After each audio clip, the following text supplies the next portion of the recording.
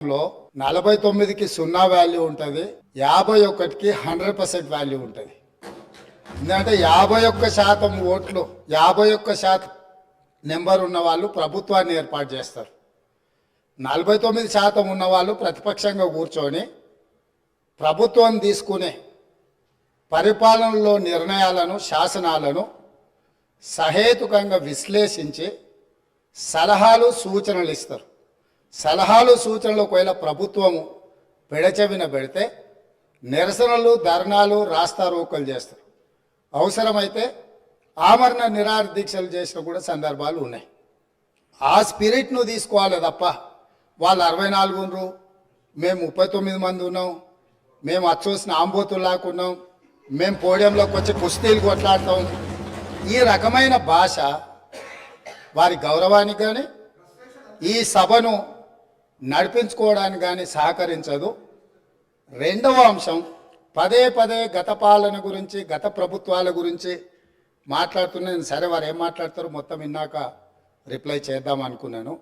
కాకపోతే నా రిప్లై కోసం వారు తహతహలాడుతున్నారు. గత పాలనలో యూత్ కాంగ్రెస్ వైస్ ప్రెసిడెంట్గా కల్వకుంట్ల చంద్రశేఖరరావుకు అవకాశం ఇచ్చిందే కాంగ్రెస్ పార్టీ. సింగిల్ విండో డైరెక్టర్గా ఎన్నికల్లో పోటీ చేయడానికి ఇస్తే కాంగ్రెస్ పార్టీ తరఫున నిలబడి ఓడిపోయిందే చంద్రశేఖరరావు. గత పాలనలో ఎంపీగా గెలిపించిందే కాంగ్రెస్ పార్టీ. గత పాలనలో షిప్పింగ్ మినిస్టర్ ఇచ్చిందే కాంగ్రెస్ పార్టీ. ఆ తర్వాత కార్మిక శాఖ మంత్రి ఇచ్చిందే కాంగ్రెస్ పార్టీ. అంతెందుకు ఇక్కడ సభ్యుడు ఉన్నాడు, వారు కూడా వారి కుటుంబ సభ్యులే. ఎమ్మెల్యే కాకుండానే మంత్రిని చేసి తర్వాత ఎమ్మెల్యేగా ఎన్నిక చేయడానికి సహకరించిందే కాంగ్రెస్ పార్టీ. ఈరోజు వాళ్ళు ఏ పేరైతే వినోద్ అనుకుంటున్నారో ఆ రాజశేఖర రెడ్డి గారే ఆ మంత్రివర్గంలోనే గత ఆర్థిక శాఖ మంత్రి, సిద్దిపేట ఎమ్మెల్యే గారు ఎమ్మెల్యే పదవి లేకుండా మంత్రిగా ప్రమాణ స్వీకారం చేసిండ్రు. రాజశేఖర రెడ్డి గారి నాయకత్వమే ఈ దేశానికి బలమైన నాయకత్వం అని అందులో పనిచేసింది.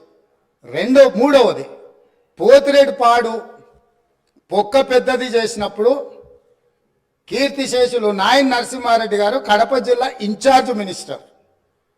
ఆ రోజు కొట్లాడింది పోతిరెడ్డి పాడు మీద కీర్తిశేషులు పి జనార్దన్ రెడ్డి గారు.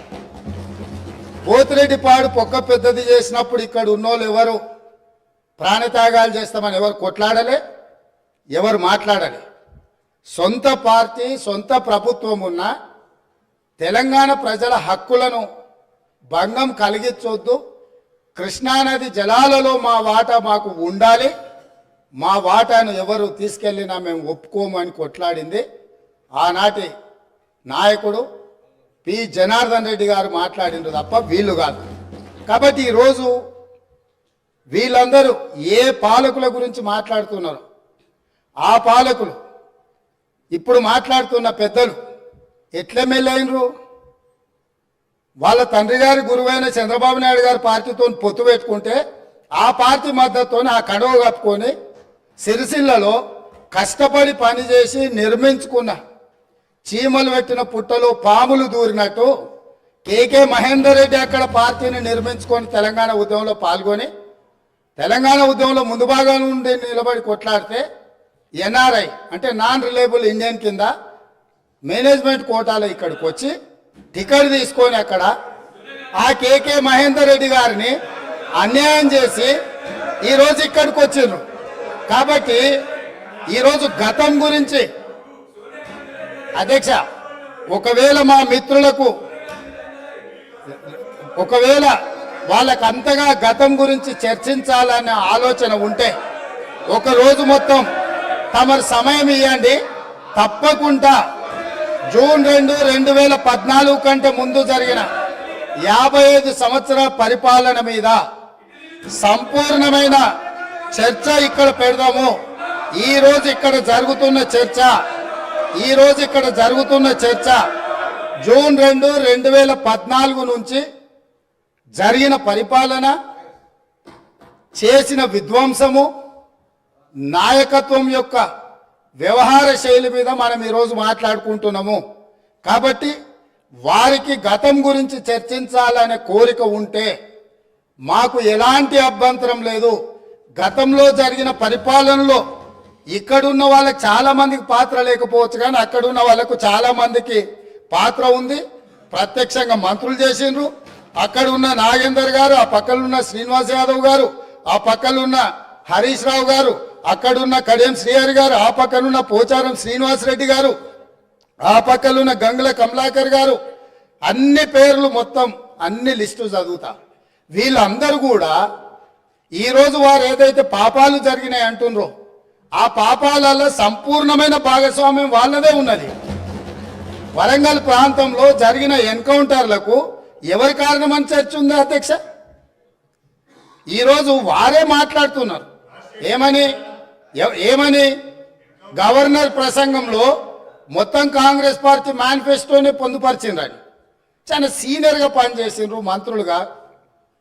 గవర్నర్ గారి ప్రసంగము పార్టీ యొక్క ఎన్నికల మేనిఫెస్టోను మంత్రివర్గంలో చర్చించి మా ప్రభుత్వం యొక్క భవిష్యత్ కార్యాచరణను మంత్రివర్గం ఆమోదం చేసిన తర్వాతనే గవర్నర్ గారు ప్రసంగిస్తారు.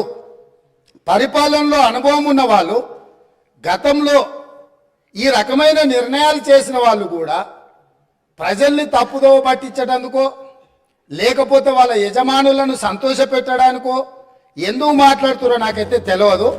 నేను సభ్యుడికి సూచన చేస్తున్నా. నేను చాలా విషయాలు ప్రస్తావించిన, తప్పకుండా సావధానంగా 5 సంవత్సరాలు సమయం ఉంది. సంపూర్ణంగా ఎక్స్రే తీసినట్టుగా ఎక్కడెక్కడ ఏమేమి ఉన్నాయో అన్నిటిని వివరిస్తాం. మా ఆర్థిక మంత్రి గారు, డిప్యూటీ సీఎం గారు జరిగిన విధ్వంసం ఏంది, ఆర్థిక నేరం ఏంది, అన్ని విషయాలు ఈ సభలోనే తమరి అనుమతి తీసుకొని చర్చకు పెట్టి వాటన్నిటిని విశ్లేషిద్దాం. మేము సిద్ధంగా ఉన్నాం. సంవయనం పాటించి ఈరోజు గవర్నర్ గారి ప్రసంగానికి సంబంధించిన మీకు మనసు ఉంటే, తెలంగాణను అభివృద్ధి చేసుకోవాలన్న ఆలోచన ఉంటే అభినందిస్తూ మీరు ముందుకు రండి. లేదు మేము ఇట్లనే ఉంటామంటే పిల్లి శాపనార్థాలకు ఉట్లు తెగిపడవు. ఈ శాపనార్థాలు పెడుతూనే ఉంటారు జీవితకాలం. కాబట్టి దయచేసి ప్రతిపక్షానికి నేను సూచన చేస్తున్నా, మేం పాలకపక్షంగా మా విజన్ డాక్యుమెంట్ని సభలో పెడుతున్నాం. మీరు సలహాలు సూచనలు ఇవ్వండి. సహేతుకమైన సలహాలు సూచనలకు ఎప్పుడు మేము సిద్ధంగా ఉన్నాము. ఎందుకంటే ప్రతిపక్షాలను గౌరవించడం అనే సాంప్రదాయం కాంగ్రెస్ పార్టీకి మొదటి నుంచి ఉంది, ఇప్పుడు కూడా ఉంది. ఆ సాంప్రదాయాన్ని కొనసాగిస్తామని మీ ద్వారా వారికి తెలియజేయదలుచుకున్నాం.